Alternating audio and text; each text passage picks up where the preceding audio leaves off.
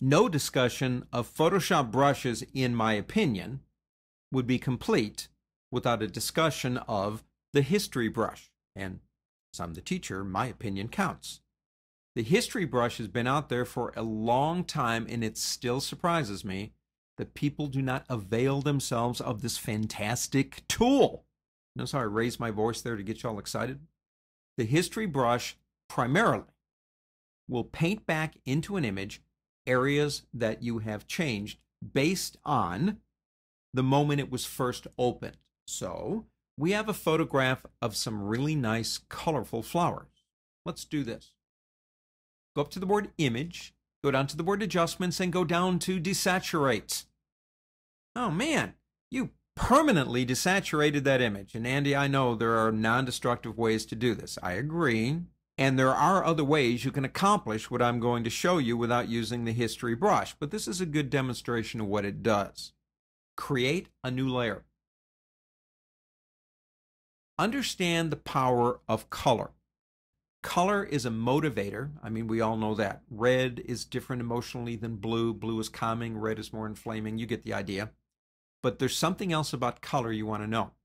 Color wins the race to your brain. The reason we use it in marketing and in teaching, if I have something in color in a grayscale image, your eyes will go to the color first because they win the race. I want to colorize a portion of this image. So this is what we're going to do. Number one, we're going to make sure that we have this blank layer selected. Number two, come over here and pick up the marvelous history brush, and it's right there. Kind of looks like a paintbrush with an arrow going counterclockwise. History brush tool. Select the tool. Come over here into your blank layer. Now remember, what did this image look like when we first opened it? It was in color, wasn't it? Start painting. I'll use a little bit of a bigger brush. And as I paint, magic of magic, what it's doing is it's restoring the colors. It's not doing anything different.